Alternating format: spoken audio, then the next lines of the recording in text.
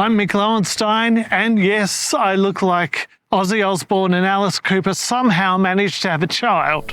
Oh, look, Alice, it's a boy. But I'm an Aussie, born in Tassie. Oh, fuck me, he's got two heads. Oh, yeah, we love the two heads joke in Tasmania.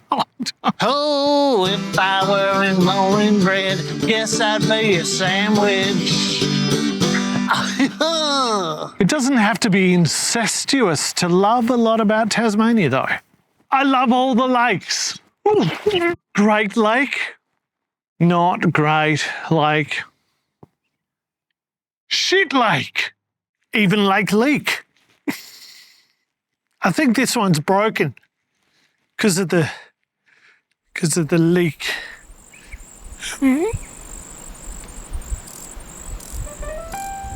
What I don't love so much is that nearly all the places in Tasmania were named by or after white men who came here on boats. Some people might call them... I wouldn't though. So on an island that already had quite detailed names for its places, Abel Tasman came here in 1642 and named them again, after some Dutch people. Then in the 1790s, various French explorers named them again, after French people. At some point much later on, someone named some of the places after very ordinary people. Ben Lomond, Glen Huon, Russell Falls, Ellen Dale, Leslie Vale, and of course their brother, Alan Vale. Sometimes just a first name would do. Don, Gordon, Stanley, oh, and Bernie. I don't know who Ulverston is. Linda. Linda? Yep. Named after Donna Lindamira Josephine Isabella Maria del Pilar de Aguardiente. That would never have fit on the street sign. She was the fiancée of a Spaniard who named this valley. 3 days before the wedding, she was captured and held for ransom, but she was killed when her husband-to-be didn't show up with the money. So it was always destined to be a ghost town. But we're skipping ahead a bit. So back in the 1780s, and over a decade after the last French voyage of discovery, the English had invaded the mainland, which was still called New Holland. They'd established a colony that they called New South Wales, which they named after Old South Wales. It was all very murdery and exploitative and British. So to stop the French poking around their nether regions, in 1803, New South Wales Governor Philip King, Good evening. sent an enthusiastic youngster called John Bowen Hello. down from England to claim Van Diemen's Land for England and give it some proper, respectable English names. In 1804, David Collins, Evening all. turns up to see how Bowen is going.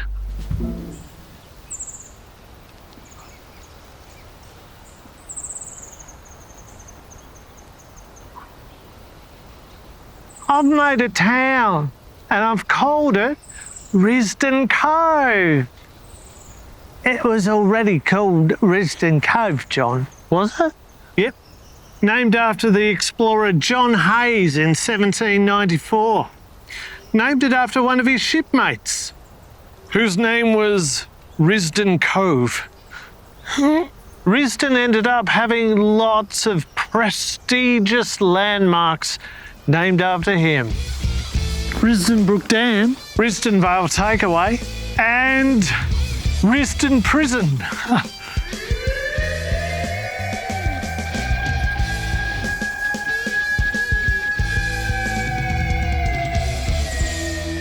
Well, if I can't call it Risdon Cove, I'll call it Hobart then. After Lord Hobart, the 4th Earl of Buckinghamshire and Secretary of State for War in the colonies, who never ever came here. Huh? Yep. Well, it looks shit. Have you made contact with any of the local Aboriginal tribes? And? Well...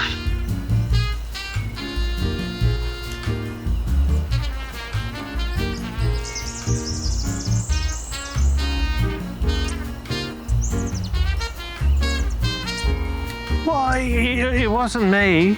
I wasn't even here at the time. Fuck's sake, Johnny. Where were you? Oh, I went exploring and I named some things. You went oh. All right.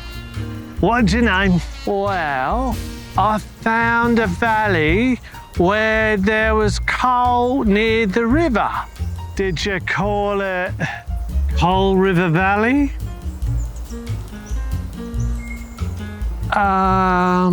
Jesus, Johnny, I know we're British and that means we can go wherever we like and do whatever we please because we're naturally superior, but we gotta at least look like we give a shit. I was hoping that if we invaded yet another place, that this time we could somehow disguise our reputation as just a bunch of trussed up thugs. But now you fucked it, haven't you? Now we're gonna pack all this shit up and we're gonna move over the river to a place I'm gonna call Hobart.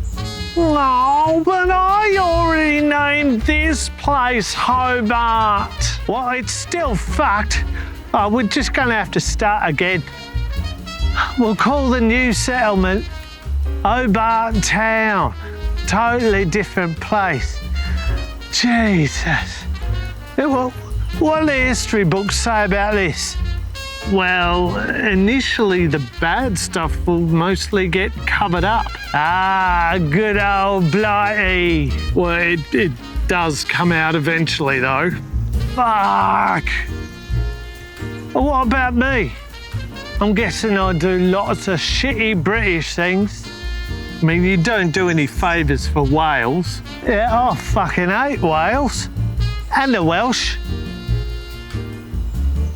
Oh, you do end up dying not long from now, though. Ah, shit. How? Suddenly. Fuck. I mean, obviously being British, you get a few things named after you. What things? There's a couple of streets, a vale, and a bonnet. Jesus, a fucking bonnet? What about this fuck up? Well, Bowen gets a road, a primary school, a bridge, and a monument that ends up being destroyed by vandals. Ah! All right, let's pack this shit up and get across the river. Oh. Once they relocated over the river, they put more names on things than a primary school teacher with a brother P-Touch. The first place they set up camp, they called Hunter Island, after the father of gonzo journalism, Hunter S. Thompson. It was actually John Hunter, who was a colleague of David Collins, but Hunter S. Thompson is better. Underneath this street is where Hunter Island is still buried. May it rest in peace. There was one guy who just turned up out of nowhere and stuck his name on everything. Good thing that doesn't happen these days.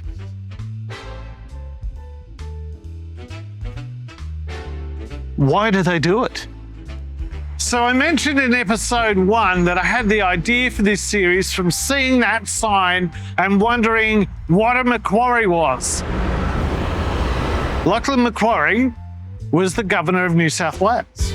Before that, he was Scottish. He came to Hobart Town in 1811, thought it was shit. Oh, this is shit! Starting a tradition of first impressions of Hobart that would last for decades. he immediately came up with a plan to get rid of all the crappy little buildings and set up a grid of streets. He went 4 big streets going that way and 4 big streets going that way. This street, the biggest one, I'll call, I don't know, just picking a name purely at random, Macquarie Street. Macquarie came to the Tasmania twice and he travelled extensively and he named nearly everything after himself or his wife or some nostalgic place that he remembered from his childhood in Scotland. This street I'll call Argyle Street after some socks. It's after Argyle in Scotland, the place where he grew up. And socks. Most of the names are self-referential and self-explanatory. I am not self-referential. For instance, Macquarie Street. Grand. Another Macquarie Street. Hey, you can never have too many. Macquarie Point. See? Look at me pointing. I'm pointing to me pointing. Macquarie Harbour. Macquarie Harbour. Macquarie Harbour. Macquarie Harbour. Hey!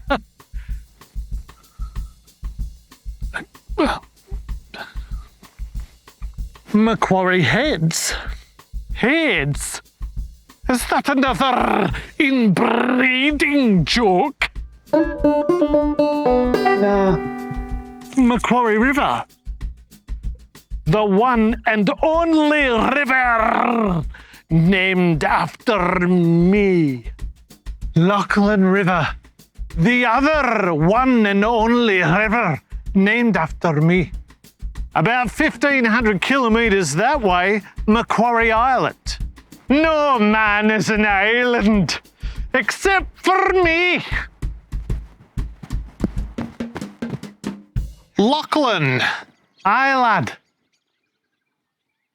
No, it's the name of the town, the community hall, established in 1937. Aye, that it is, lad. And a grand place it is. Some of the places he named refer to his wife, whose name was Elizabeth Campbell. So we've got Elizabeth Street, another Elizabeth Street, Elizabethtown, Campbelltown, Campbell Street, Breadalbane, which he named after its Breadalbane, and he named it after the Earl of Breadalbane, who was his wife's cousin. Yeah. But then he gets nostalgic and starts naming places after memories from his youth. Perth, after his time in those crazy West Australian nightclubs, after a Scottish town that it reminded him of. Hamilton, obviously, after the musical. After Hamilton on Clyde in Scotland.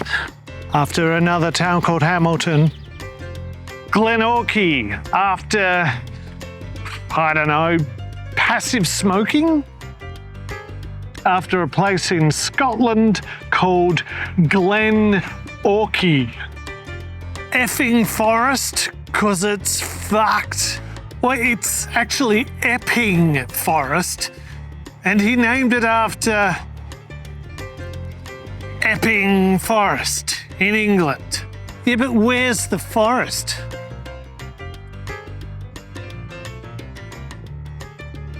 Oh, he should have just called it Epping Servo that only burly truck drivers stop at. He called this place Brighton because he wanted to make it less dull. Brighten it up a bit.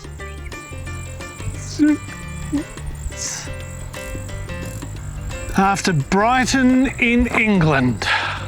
This is not actually Brighton anymore because there was a town just to the south of here that was also called Brighton. There were 2 Brightons. There's too much Brighton. So the original Brighton was renamed Pondville after the convict-built bridge here. Pondville being French for Bridgetown. So they called a town with a bridge near it Bridgetown. The level of imagination is staggering. Then Macquarie starts aiming a bit higher. So does he name this place Georgetown because it's a town with a George near it? Nope. After King George III. Oh, that sounds a bit try-hardy. Oh, there's more. This land he named Oatlands. Surely because it was a land full of oats. Alas, no. He named it after the country residence of Prince Frederick, the Duke of York, who was the son of George III.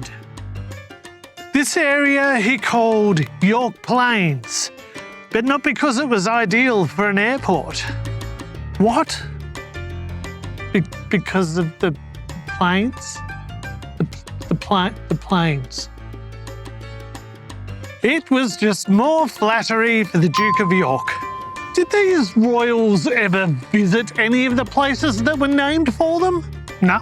The Duke of York did give Macquarie his job as governor, though. Now it makes sense. This town he called Richmond after his favourite football team. Actually, he called it Richmond after Charles Lennox. What? How does that work? He was the 4th Duke of Richmond? Of course he was. So just continuing the whole suckhole theme then? Yep. Well, did he come here? No.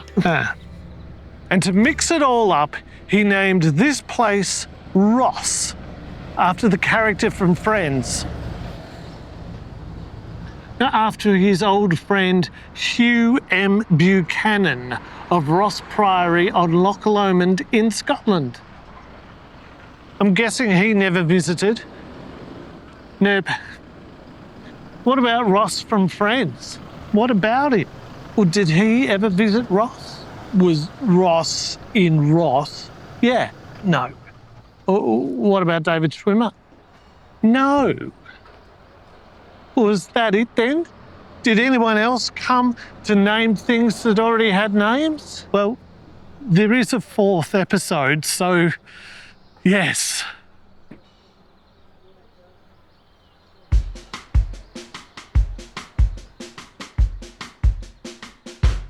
Who the fuck wrote this? Okay. What I don't love so much is remembering lines. So they called a named by the explorers. So okay.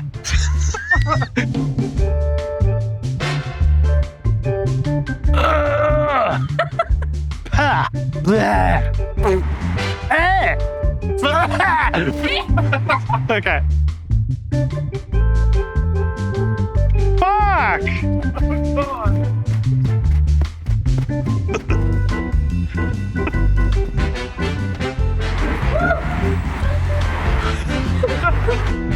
That's enough.